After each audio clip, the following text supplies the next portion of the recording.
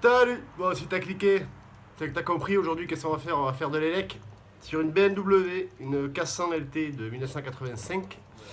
Elle est arrivée, elle démarrait plus du tout quand elle est arrivée. Et ça fait quelques temps qu'elle tourne pas forcément très bien et avec une panne aléatoire. On sait pas, est-ce que c'est une coupure d'allumage, coupure d'injection.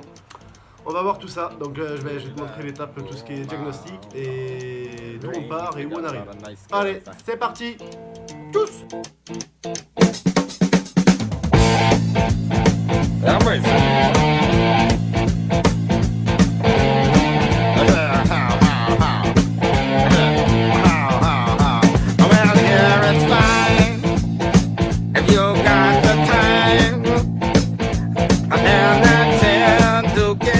Ça y est, j'ai enfin pu trouver un peu de temps pour toi. Bon, alors, attends, je vais remonter. Comme je t'ai dit, aujourd'hui, qu'est-ce que j'ai fait d'intéressant?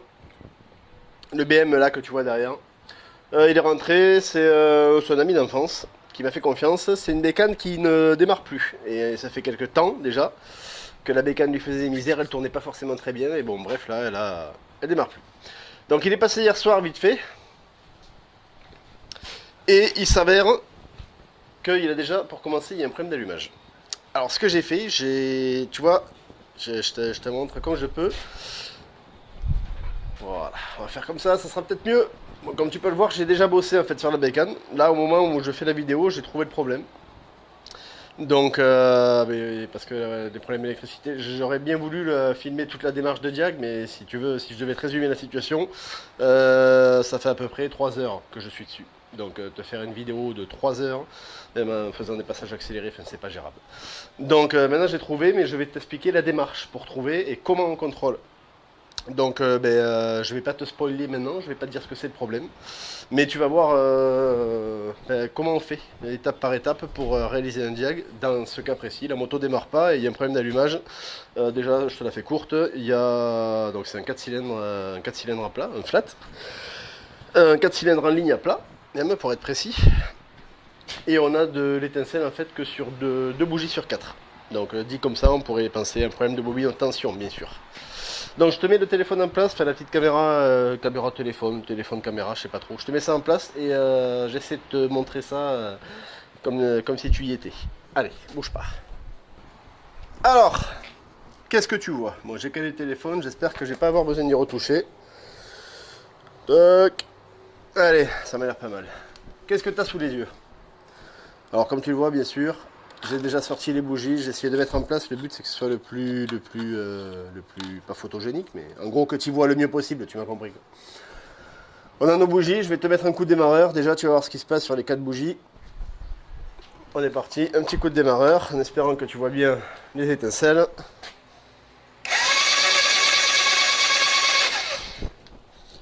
Alors, je verrai au montage ce que ça donne, mais tu n'as de l'étincelle. Pardon, que sur ces bougies-là. Ces bougies-là, alors, ça pareil, je t'épargne le redémontage. Bordel, ça y est, je vais me mettre à éternuer maintenant.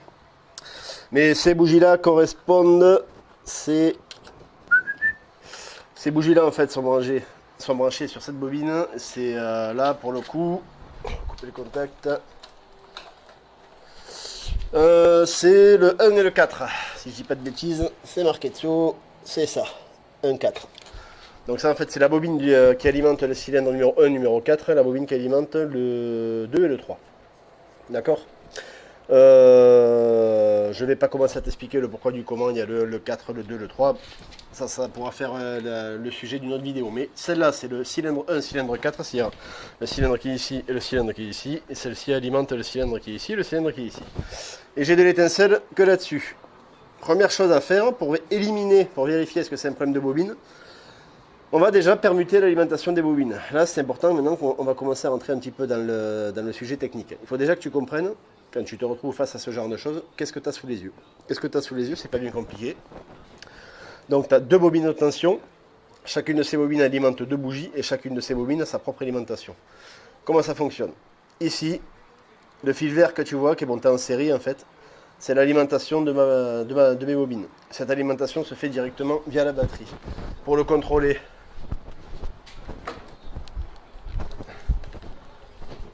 C'est ce qu'on appelle en quelque sorte un allumage par batterie, ça.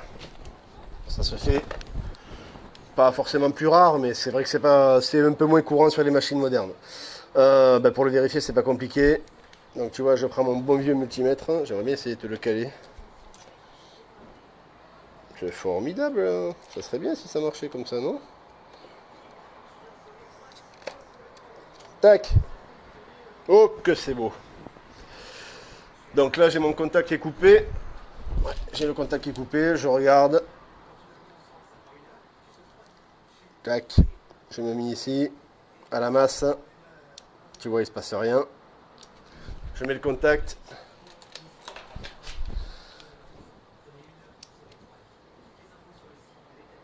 Et voilà, j'ai ma tension, la tension de ma batterie. Ok? Donc là, vu que c'est monté en série, j'ai la même chose ici. Donc même si ça peut paraître évident, j'ai pas de problème de connectique coupé. Mes deux bobines sont bien alimentées, quoi qu'il en soit. Comment ça fonctionne cet allumage-là? Enfin, du moins la création de courant pour les cylindres. Je vais essayer de faire simple.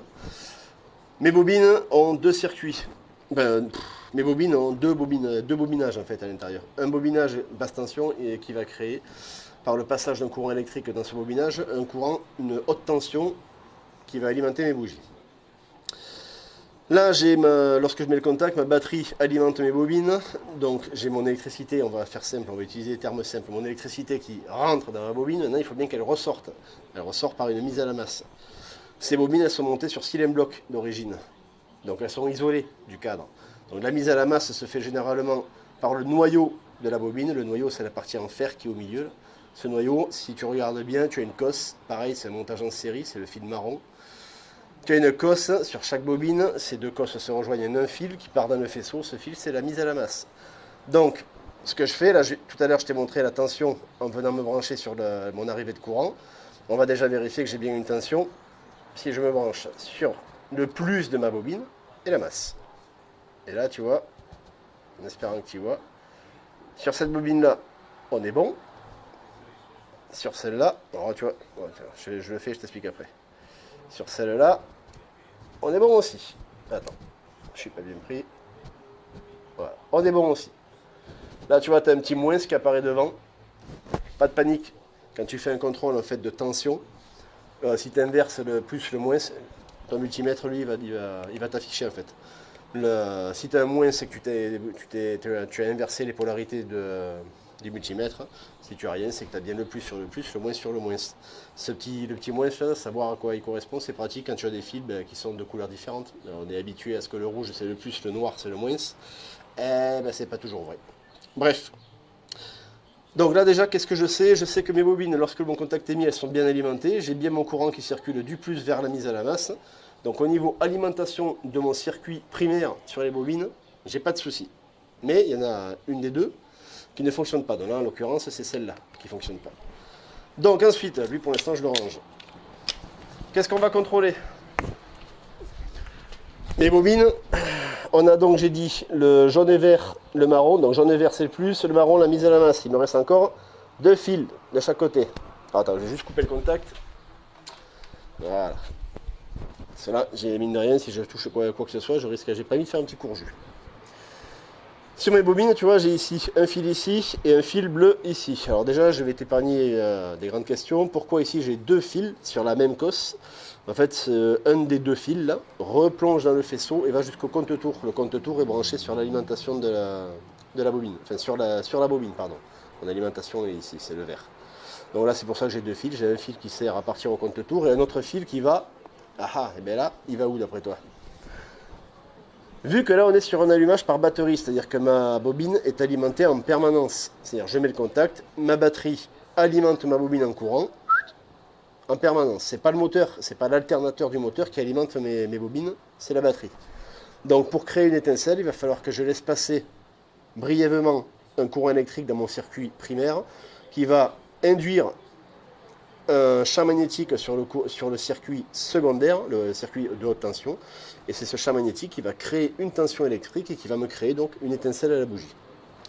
Mon étincelle, évidemment, elle dure un bref instant, et ce bref instant, il va être commandé par le temps, comment je pourrais dire ça, il va être recommandé par le temps pendant lequel on va laisser passer le courant dans le circuit primaire de la bobine.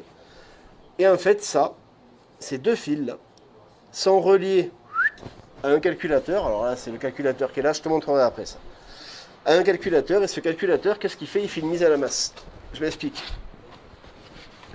Quand le calculateur va en quelque sorte actionner la mise à la masse de ce fil et de ce fil, mon courant passe dans mon circuit, dans mon bobinage, et au lieu de passer à la masse ici directement, il passe par ce fil-là. Ce qui fait que mon courant aura circulé dans la bobine, et non pas juste entrer et sortir aussitôt par le noyau. Je ne sais pas si c'est clair, mais bref. Donc là déjà, avant de faire quoi que ce soit, même si les bobines je les ai démontées, je les ai placées comme ça pour que ce soit plus facile à voir, mais je les ai déjà démontées, mais ça peut se faire sans démonter quoi que ce soit. Juste pour vérifier, est-ce que c'est un problème de bobine ou un problème d'alimentation des bobines, je vais intervertir ces deux fils-là. Ça tu peux intervertir, il n'y a aucun danger ni pour l'électronique ni pour quoi que ce soit. Donc je sais que cette bobine c'est celle qui fonctionne, celle-là c'est celle qui ne fonctionne pas.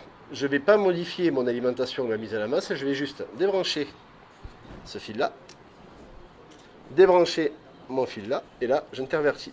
Je passe ce fil-là sur cette bobine, et ce fil-là sur cette bobine. Pourquoi je fais ça? Si là, quand je vais mettre un coup de démarreur, ici, il peut y avoir plein de choses qui vont se passer. Soit j'aurai plus du tout d'étincelles. D'accord? Si j'ai plus du tout d'étincelles, ça peut être vraiment un problème de bobine. Qu'est-ce qui peut se passer? Il peut se passer que j'aurai toujours de l'étincelle sur la 1 et la 4. Ok? Malgré que j'ai interverti mes fils ici. Si j'ai toujours de l'étincelle sur la 1 et la 4, ça veut dire que c'est cette bobine-là qui est vraiment morte. Celle-là, elle est HS. Si j'ai plus du tout d'étincelles, là, c'est peut-être un problème au niveau du faisceau. Bref, on est parti. Voilà, j'ai juste interverti ces deux fils-là. Je remets les contacts. Et on regarde. Alors, pour rappel, tout à l'heure, si je dis pas de bêtises, c'était... attends, tu vois, c'est ça qui est chiant avec tous ces fils. Non, c'était... Voilà. Pour rappel, tout à l'heure, c'était celle-là qui fonctionnait et celle-là. Voilà. Donc pour rappel, les bougies qui fonctionnaient tout à l'heure, c'était ces deux-là. D'accord? Donc logiquement, elles devraient fonctionner encore.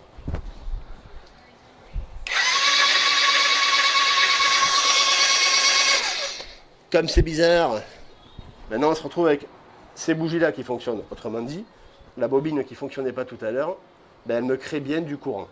Elle crée une tension, elle me crée une étincelle à la bougie. Par contre, l'autre ne marche plus.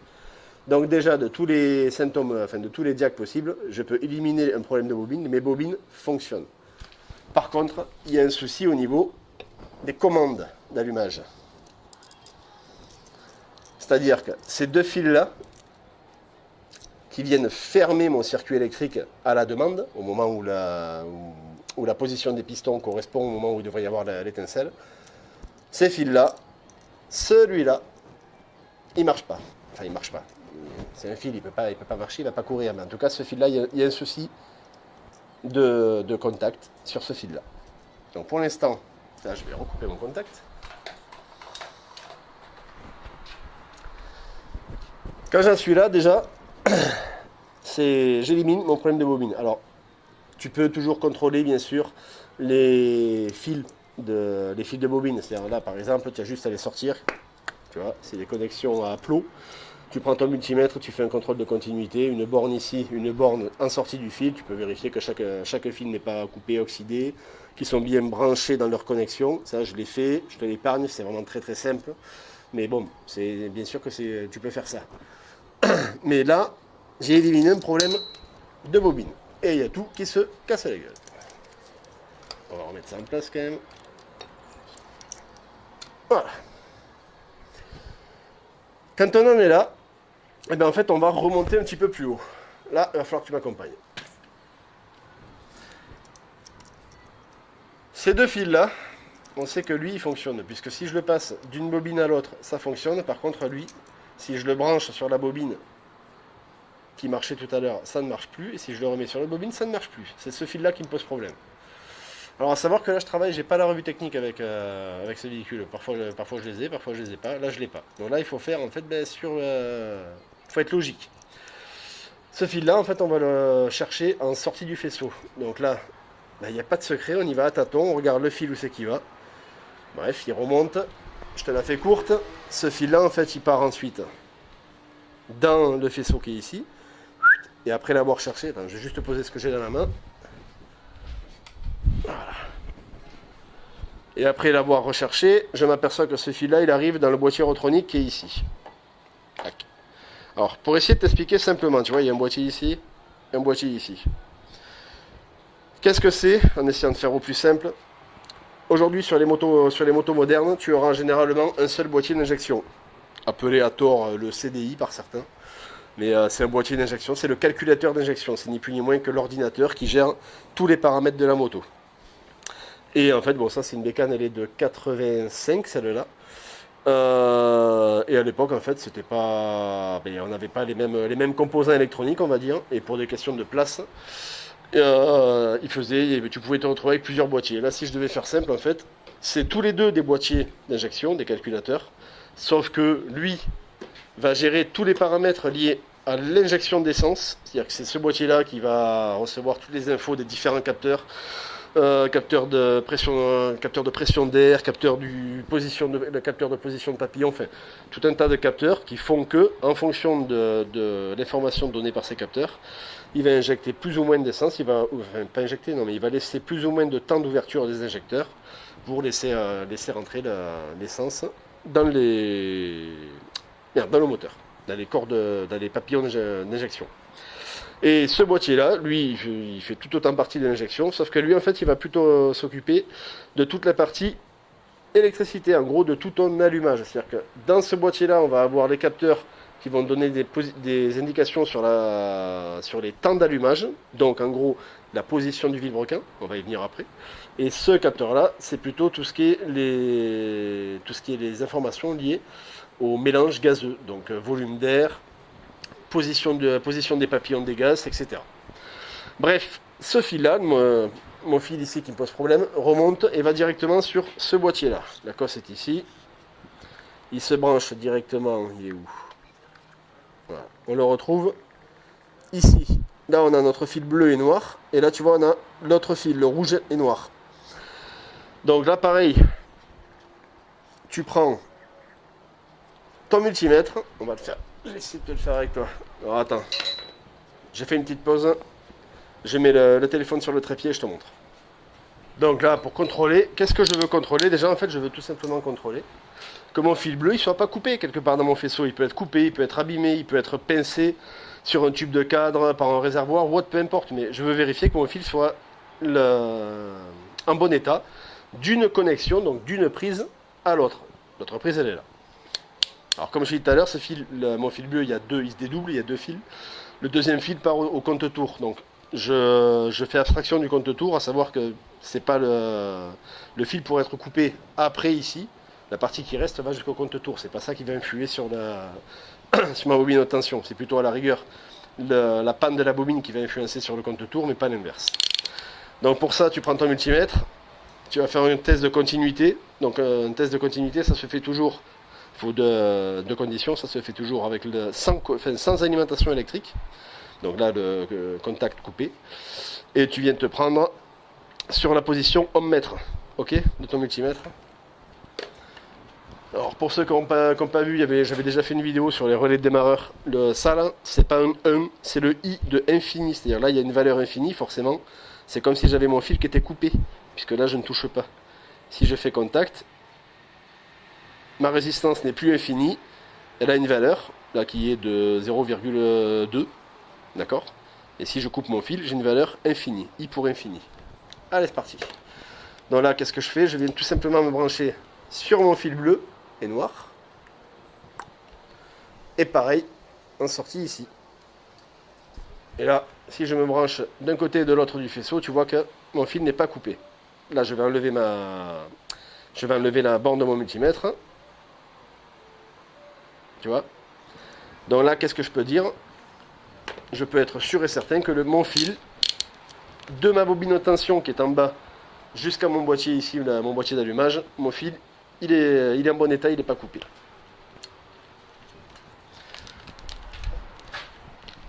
Allez, on continue.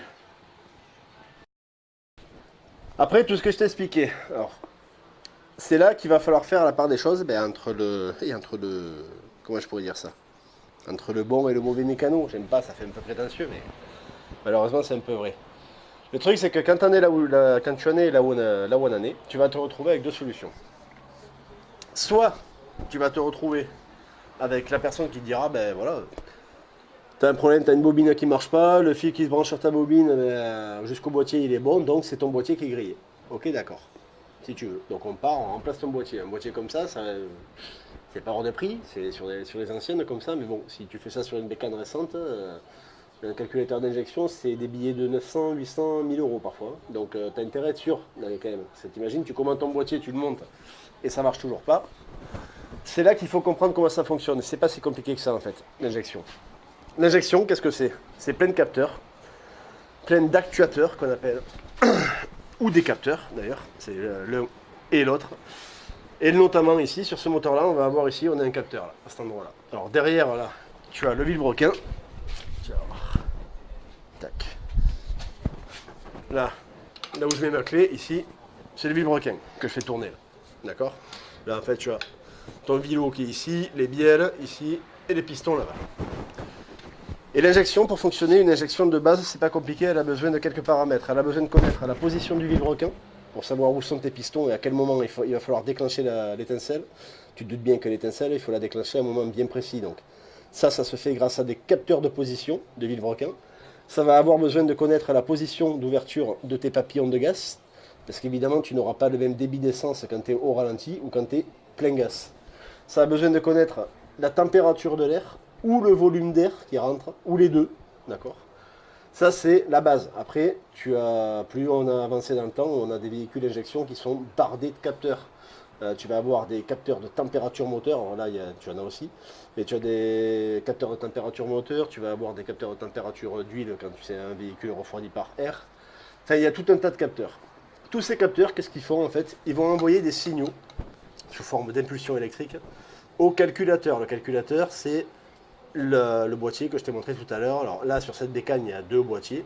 Sur les bécanes récentes, tu auras un seul boîtier. Ça va donc envoyer des informations au calculateur. Et là, pour l'instant, moi, ce qu'elle me dit, ma bécane, elle me dit pas que mon boîtier il est mort. Elle me dit qu'en sortie de mon boîtier, je devrais avoir un signal électrique qui va jusqu'à ma bobine par ce fameux fil bleu et noir. Et ce que ça me dit, c'est qu'il n'y a pas de signal qui sort. C'est pas pareil qu'un boîtier qui est HS. Donc moi, ce que je veux être sûr, je veux quand même vérifier que mon boîtier, il reçoit quand même une bonne information. Parce que si mon boîtier ne reçoit pas d'information, d'accord, eh bien, il ne va pas renvoyer une information. Et donc, il ne va pas alimenter mon fil bleu. Et donc, il ne va pas y avoir d'étincelle sur ma bobine. Et pour ça, il va falloir venir contrôler ces capteurs-là. Ces capteurs-là, en fait, ces capteurs, ils sont alimentés en permanence par le courant venant de la batterie. Donc, dès que tu mets le contact, ces capteurs, ils sont alimentés. Alors là, par contre, tu ne peux pas te tromper. Le fil donc, rose, rouge, on va dire, et le fil noir correspondent au plus et au moins. C'est-à-dire que lorsque je mets le contact, j'ai un courant qui traverse mon micro-électro-aimant. C'est tout petit, c'est vraiment minuscule. Et le troisième fil, c'est le fil de signal. C'est lui qui va donner le signal. C'est lui, c'est-à-dire qui... Comment t'expliquer? C'est lui qui, lorsque la cloche avec mon trou, lorsque le trou va passer dans mon capteur ou devant mon capteur, il va y avoir une différence de champ magnétique. Cette différence de champ magnétique, elle se traduit par la création d'un courant électrique, d'accord? Et ce courant électrique est envoyé à mon calculateur. Et quand ce courant électrique il arrive à mon calculateur, le calculateur il détecte que c'est à ce moment précis qu'il doit fermer le circuit de mes bobines de tension et donc créer une étincelle. Donc pour l'instant, plutôt que de dire que c'est mon boîtier qui est mort, on va contrôler que mes capteurs fonctionnent. Pourquoi il y a deux capteurs? Il y a deux capteurs parce qu'il y a deux bobines. Un capteur pour chaque bobine. Ok? Comment ça se contrôle? Tu vas voir, c'est pas très compliqué. Ce que tu vois ici, c'est la prise de branchement des capteurs qui sont un petit peu plus bas que je t'ai montré juste avant. Comment ça fonctionne? Alors là, par contre, c'est sûr que ça, il faut avoir quelques petites connaissances en électricité, en capteur, savoir comment fonctionne un électroaimant, etc. Mais je vais essayer de te la faire simple. Sur les capteurs, tu te rappelles, on avait pour chaque capteur un fil d'alimentation rouge, un fil de mise à la masse noir et un fil, je retourne, de quelle couleur il est? Un fil vert. Ok. Ici on retrouve quoi? On retrouve un fil rouge, un fil noir, on a deux fils orange. Enfin, deux fils orange. On a un fil orange et un fil marron même. Et un gros fil noir ici. Déjà, je sais que le rouge et le noir, on peut le vérifier si tu as un doute. Ça sert à ça d'utiliser le multimètre. On va le vérifier ensemble, mais mon rouge et noir, c'est mon alimentation de courant. Là, tu vois, je me prends dedans.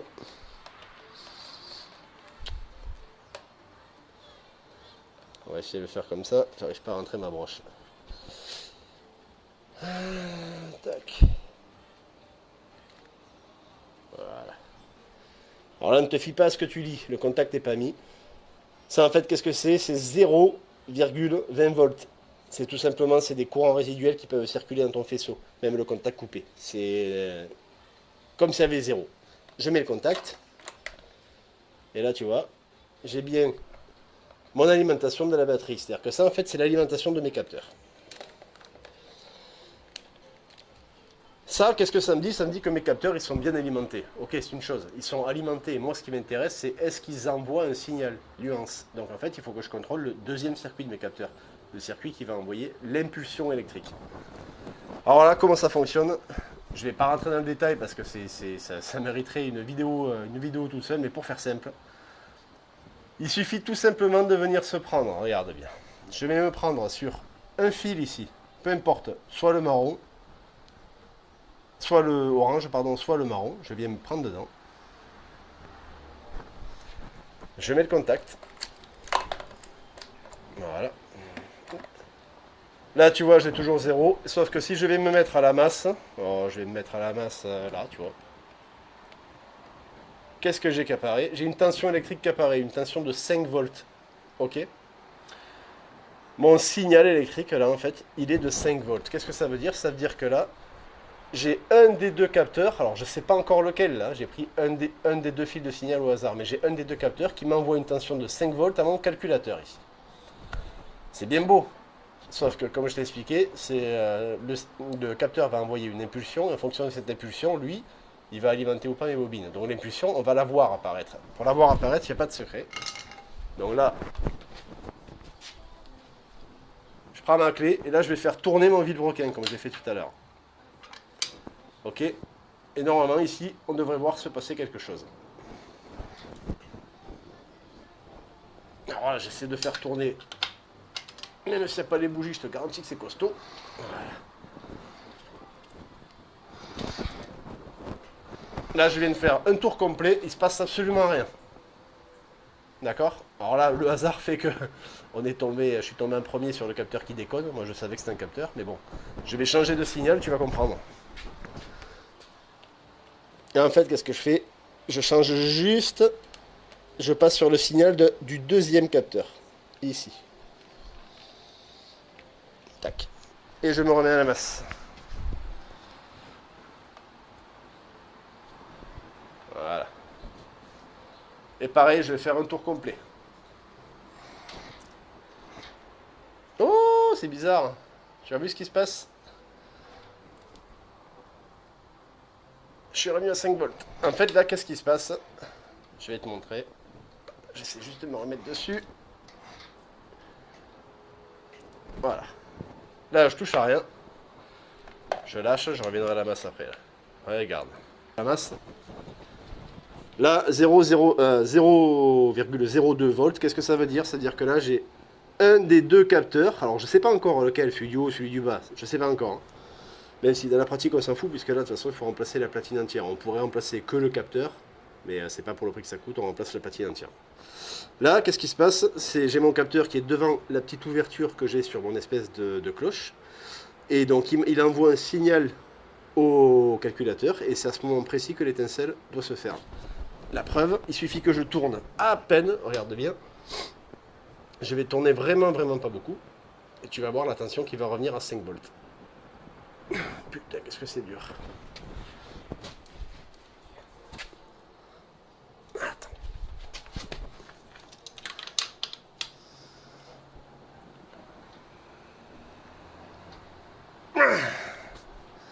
Voilà, on est revenu à une tension de 5 volts.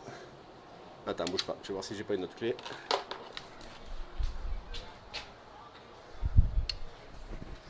Est-ce que celle-là, elle serait mieux? Ouais, peut-être bien. Je me recale ici.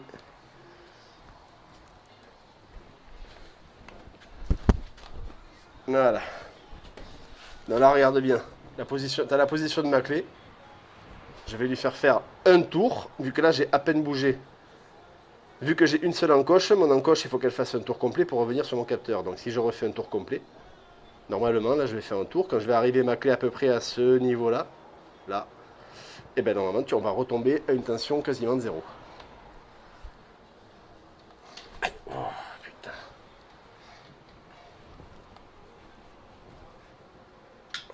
Je pourrais pas y arriver comme ça. Je suis obligé de continuer à tourner.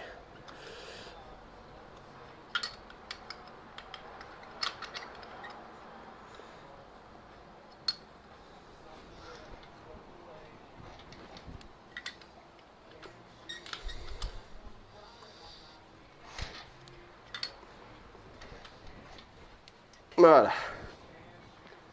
Ok. Donc maintenant, qu'est-ce que je fais? Je me remets, je change de signal en haut.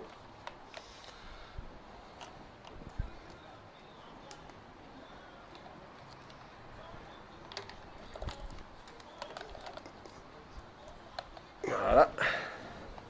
Là, en fait, j'ai changé la connectique du multimètre sur ma borne en haut. J'ai changé le signal. C'est-à-dire que là, je suis passé d'un capteur à un autre. On va revérifier. Alors, je le sais, moi, qu'il est mort. Mais tu vois, regarde. Là, logiquement, si mon deuxième capteur était en bon état, lorsque je vais faire un tour complet, je devrais aussi avoir une chute de tension qui correspondrait à mon signal d'impulsion. Sauf que là, tu peux y aller. Tu peux tourner tout ce que tu veux. Ça va rester à 5 volts. J'entends même les relais, tu vois. C'est-à-dire que là, regarde. Voilà. Voilà. Alors, je crois que tu l'entendras peut-être pas à la vidéo. Là, la position précise où je suis, j'entends les relais, parce que évidemment ça va déclencher des relais qui vont déclencher les calculateurs. J'entends les relais qui se déclenchent, c'est-à-dire que mon capteur, pardon, la position de mon vilebrequin correspond bien. Par contre, mon capteur, lui, il ne fonctionne pas. Donc le problème sur cette bécane, c'est ça. C'est en fait, il a un des deux capteurs à FEO qui sont morts. Alors après, je peux même te dire lequel est mort. Ça, c'est pas très compliqué. Ce que je vais faire là, je coupe le courant. Donc là, j'ai coupé le contact. J'ai pas enlevé la borne rouge sur mon fil de signal en haut, à ma broche. Et je viens tout simplement vérifier, faire un test de continuité. En venant piquer les deux fils verts, là, les fils de signal. Et le but, c'est de savoir juste lequel des deux est mort. Donc là, je vais piquer celui-là. Si là, ça reste sur I, ça veut dire que c'est pas celui-là. Donc c'est celui-là. Là, tu vois, je me pique dessus. Voilà. Là, j'ai une résistance qui apparaît. Ce qui veut dire que sur mes deux capteurs, là, eh ben, c'est celui-là qui est mort. Donc je pourrais même pousser le vis jusqu'à remplacer que ce capteur. Après, il faut être franc, c'est des pièces, les capteurs, c'est des pièces qui valent une dizaine d'euros. On va pas s'emmerder, on va changer les deux avec la platine. Voilà, voilà.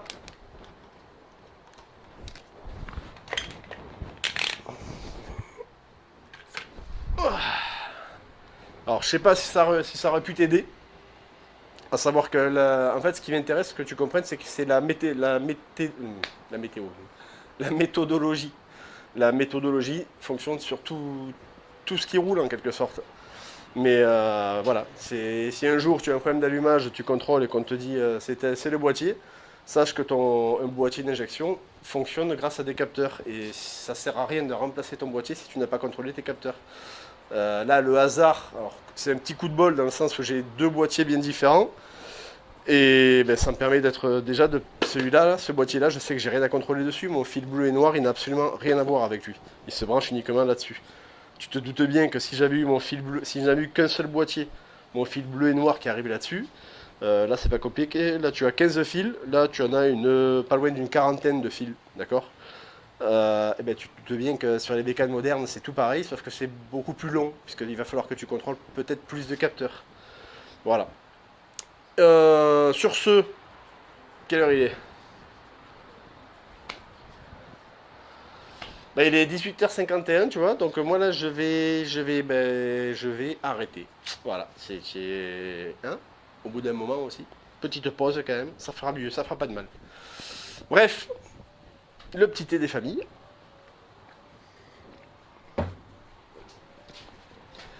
Bon, toujours pareil, si t'as des questions, s'il y a des trucs que t'as pas bien compris, si t'as des idées de vidéos, des trucs voilà, que tu voudrais voir, hésitez pas, vous me dites, hein, ça fait un moment que j'avais pas publié de vidéo sur la chaîne n'est pas morte, hein, elle se porte bien, c'est juste que c'est le temps, quoi, là, c'est le temps, là tu vois, c'est du diag, ça c'est du pur diag que j'ai fait, il fallait juste que je lui trouve la panne, et ben mine de rien, pour faire du diag, là c'est une demi-journée de boulot, et si en plus de faire tout le diag que j'ai pas filmé quand j'étais tout seul, il fallait que je filme, mais je m'en sors pas, je passe la journée sur une seule bécane, quoi.